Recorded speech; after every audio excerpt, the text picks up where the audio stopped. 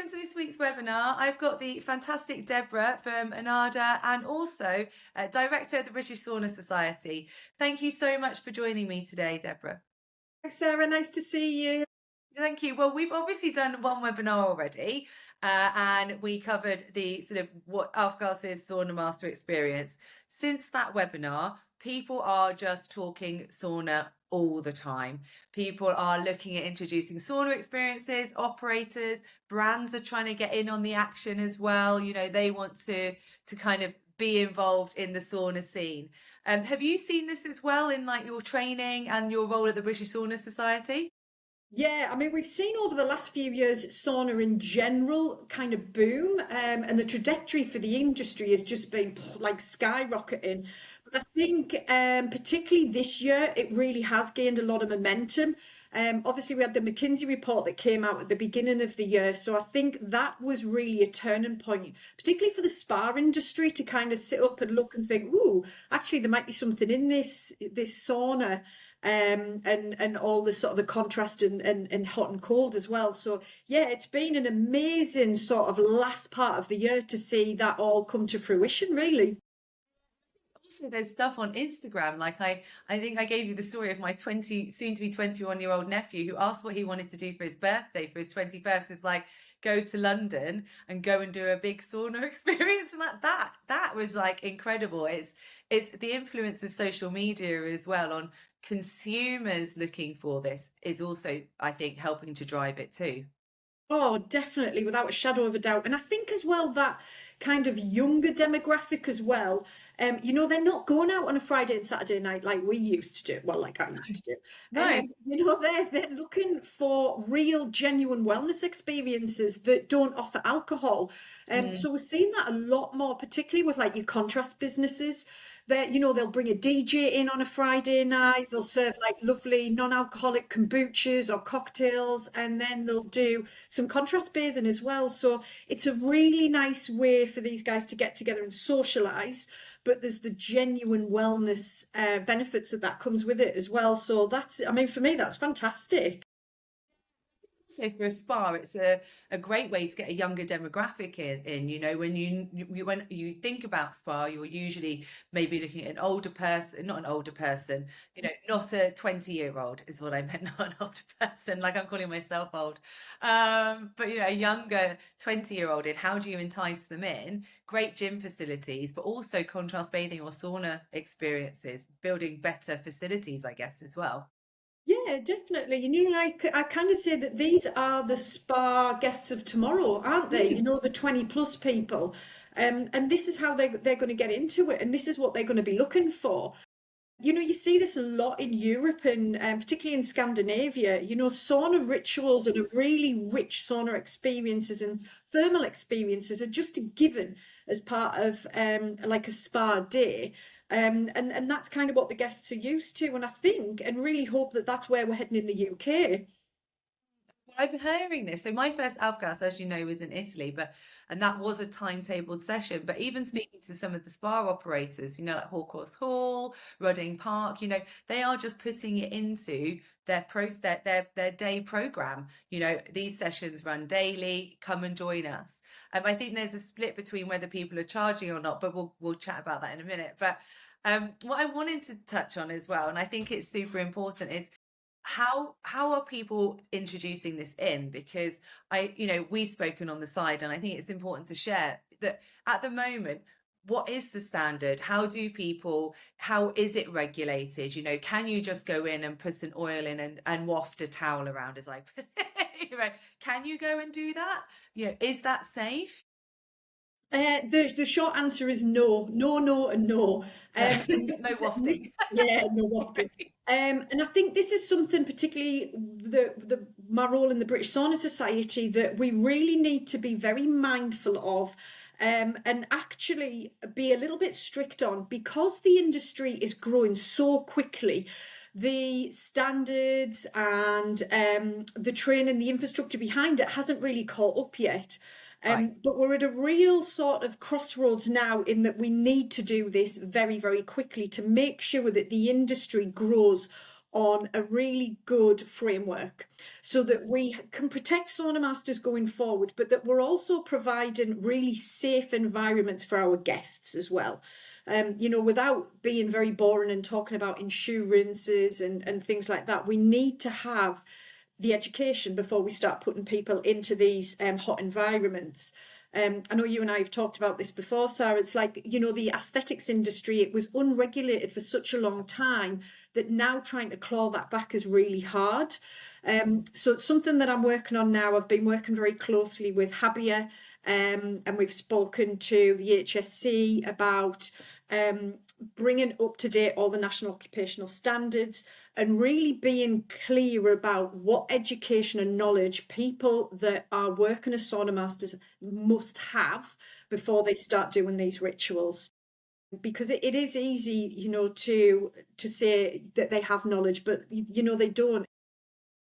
It's a bit like offering Casey facials if you don't have electrical qualification. It's a little bit like that, and it's something that we mustn't overlook. And I think from the BSS we need to be quite strict on this going forward so that we protect the industry. And so you're working on the national occupational standards that should be, I think you said, released next year, early next year. Yeah, so that's those right. will then be setting the standard, the safety. Because I think you were saying even people can start fires and things, can't they, with the oils and stuff. That is something people don't think about, perhaps. No, absolutely. And I think this is where a little bit of knowledge can be a bit scary, really, because people think, oh, we'll just go in and do this and we'll just do that. And it's not safe. Yeah, that's absolutely true. I had a business contact me. They'd had a fire in their sauna. It's because they were putting essential oils straight onto the rocks. These are hot rocks with a flammable liquid. So, if you've got a sauna full of people and guests, and that happens, then, it could cause all sorts of problems.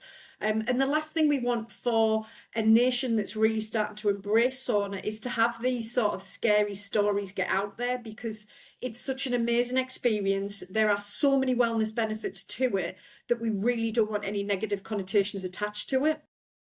Super important, isn't it? Because like you say, when with unregulated industries or industries that don't have a clear framework, they always get a bad rep. And you don't want people going, oh, well, now I'm worried about going into a sauna because of X or Y that's happened, because these things always get blown out of proportion as well, don't they, in the media and things. So Yeah, definitely. and then, so obviously, once the national occupational standard is in place, then the training framework goes around that. And then obviously you're offering the training, and then people can join the training to be then qualified as a sauna master based on that national occupational standard. Is that right? Yeah, that's exactly what we're working for. So the aim really is that a sauna master will become a recognised qualification and career path in the UK, which will be new. It'll be really exciting. It opens the door for a completely new way for people to make a living out of delivering wellness. So it's really important, I think, particularly in the spa industry as well. It opens up a new way of delivering that. But yeah, absolutely, we need to make sure that's done professionally with really high standards.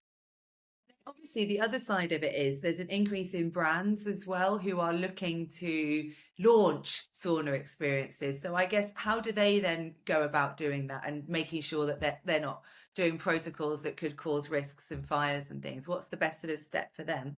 Yeah, I would say the same thing is to work with somebody that knows sauna, and for their trainers as well. Well, there's two things really for their protocols. They need to understand and work with somebody that understands sauna, that has that education, that knowledge, and the qualification, so that they can create these rituals that not only bring out the best in their products, so that they can really showcase their products and all the retail revenue that goes along with that, but make it an amazing experience for the guests. But also it needs to be safe. And exactly the same understanding for the guys that are delivering these rituals. They need to be qualified sauna masters. This is not something that people can just, write on a piece of paper and pass it to somebody in the spa and get them to go and do it. They have to be qualified, and they need the understanding and knowledge on how to work in a sauna, what the heat does to the human body, and as well as creating amazing experiences for guests to enjoy. So essentially, a brand could create a protocol that would deliver the treatment, much like they do a facial, but behind it, like you would have to have your beauty level 2 or above. That behind the protocol for a sauna experience, they would need to make sure that it would then stipulate that the person coming on their training or using that manual would have that qualification. That's what we're basically saying. Exactly the same. Exactly the same. Yeah, you couldn't let somebody do a facial if they didn't have that qualification, could they? And it's exactly the same with this. Yeah, perfect. I just think it's because since I spoke to you, lots of people have been asking questions because it's such a new thing coming into the spa industry that people are like, oh, well, can someone just do it? Or can I go to a brand and just take an oil? And I think it's important to clarify everything because I think as an industry in general, sometimes we're missing all the pieces of the puzzle with the information that we need. And obviously that ties into the commercial benefits. So I find it interesting that when we first spoke, I was like, great, this is a really good, strong commercial opportunity. But some of the spas I'm talking to are just adding it in as value add. What are you finding people are doing? It's really interesting from anecdotal perspective. Mixed, to be honest. I think some of the bigger spas that tend to be busy on a day-to-day basis, they really like introducing the sauna rituals as a way of moving people around the spa so that you don't actually have, yeah, you know, like the typical, like nobody can get in the hot tub or the jacuzzi because it's all really busy. It's a really good way of moving people around the spa. I think what they've also realised is that people that sauna get very hungry and thirsty. So there's been a massive uptake in F&B because they come out and they want something to eat and drink. So there's been a real realization that actually there's a bit of a revenue to be had there. It's true, yeah. Also, I think there has been, from a commercial perspective, there's kind of two trains of thought. There is the added extra. So some of the businesses that we've worked with, they've just added a little bit to their spa days, but include the ritual in there, or spa rituals. So they'll have a lovely program, and the guests can then just choose which one that they'd like to go and enjoy. And it's a bit of a first come, first served basis. Or we have some other businesses that will charge. So they're charging anything from between 15 to £35 per ritual. And that's a bookable service that they would reserve usually on arrival. And then they would just turn up for that, and then they'd enjoy the experience that way. So there's two ways to do it, and both are really successful. I think it really depends on the operation of the business and how they want to run it themselves.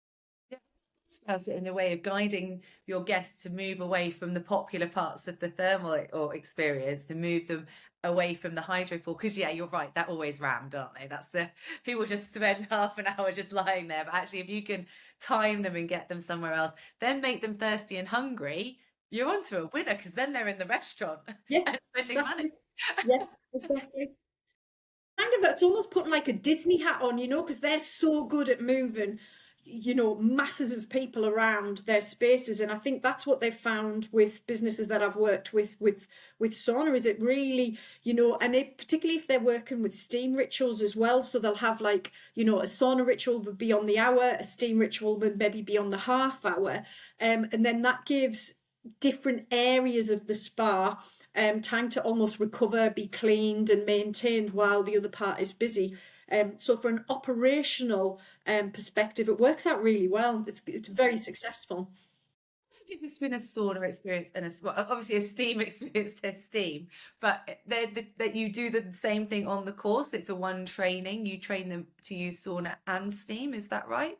No, so a steam master qualification is a different qualification again. Oh, So with steam, it's much more around introducing products. So we can introduce things like masks, scrubs, hair masks, eye masks, things like that in as well. So it's a little bit more product driven. It's really nice. A lot of properties will maybe make their own property products that's completely natural, with herbs and things that are grown locally.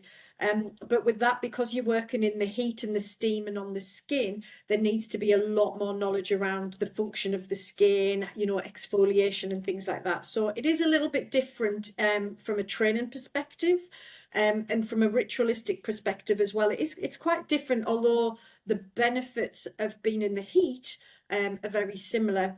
the experience is quite different. But there, and that would be two different trainings. So you would train to sauna master or train to steam because of that. Yeah. Ah, I've not heard of steam experience, like the people Mm. who are doing steam experiences. So that's another one to add. Like you say, you can move people around and Exactly. Yeah. oh, I And love it. and it means then you can have real, what we call thermal therapists. So a thermal therapist is quite a new concept in the UK, but that's somebody that does steam, but also does sauna as well, so that they can cross over the two. I mean, I don't know how people do it. Once I've done a couple of sauna sessions, I'm done. I'm ready just to sit down and, like you say, eat and drink. Yeah, I mean, it is, that, and again, that's something that we need to educate businesses on, is how to look after your sauna or steam masters, because it's, this is not something that they can do all day, every day.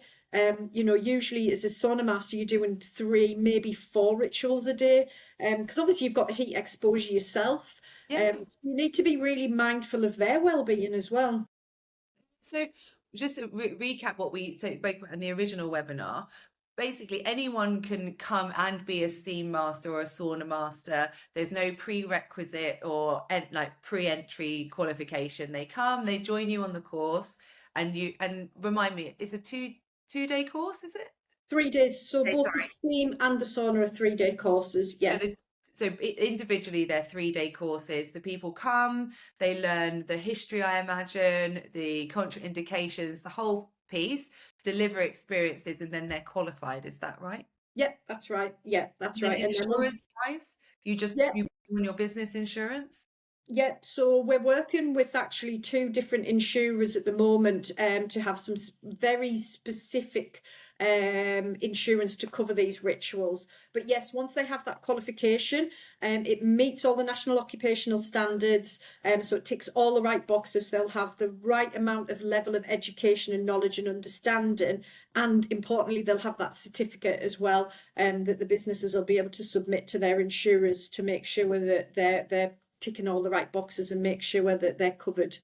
And then, so you run that at a facility, so people can, if they have team members, they don't have to necessarily do the training in their own spa. People can come and do like a group training. Yeah, that's right. Yeah, we do it 2 ways. So we do on-site training for teams, and we do it in their facility so that they're learning in their own environment. But we also do open sessions as well, so that people can just join in into a group, really. For me, until I started literally a few months ago with the Aufgaus and things like this, I dipped my toe. I'd maybe go into a sauna, go in for 2 minutes max, and then leave. But since finding like the experience really holds you in there, because you're not thinking, oh, I'm getting hot, or I want to get out and I need a drink, because you're focused and engaged on the person delivering the experience. You're enjoying the essence as it comes out, or the way the towel like shares the heat and almost cold in there as well. Like I find it like I can be in there for 10 minutes and I don't even realize. And until I started enjoying sauna experiences, I was your in and out lady. I was the annoying person opening and shutting the door. Everyone else's experience. But honestly, I think it's incredible. And I think spas need to be looking at how they can incorporate this in, because it just takes it to the next level. It's just engaging, it's experience, it's theatre. For me, I think sauna master experience is incredible. So before we go, is there anything else that we should be sharing? We've talked about the National Occupational Standard, training, commercial side. I can't think of anything else myself, but if you have anything else, maybe anything about the British Sauna Society or anything you'd like to share, please feel free. Yeah, I think what I always say to people is go and have one of these rituals or these experiences, because it's really quite hard, as you know, Sarah, to bring them to life about how immersive they are. So what I would say is check out the BSS website, because we've got loads of events coming up next year. We've got the UK Avgos Championships, which will be held in Galgorm next year. And I don't think anybody needs an excuse to go to Galgorm, do they? So that'll be amazing. We've got Herbal Cup next year, which is another type of sauna experience, but very more ritualistic, based on herbs. So there will be loads of opportunities for anybody that's kind of not very sure to go and just experience it as a guest. And that will give them a really good idea of what these rituals really are, and how amazing you feel at the end of it. You're hooked. I'm hooked. Totally. Yeah. I hooked you in. Oh, thank you so much for joining me. I really appreciate it. I just thought absolutely great opportunity to refresh and show what's happened in the last 6 months since we already spoke. So thank you so much for joining me today. Thank you. Thanks, Sarah. Thank you.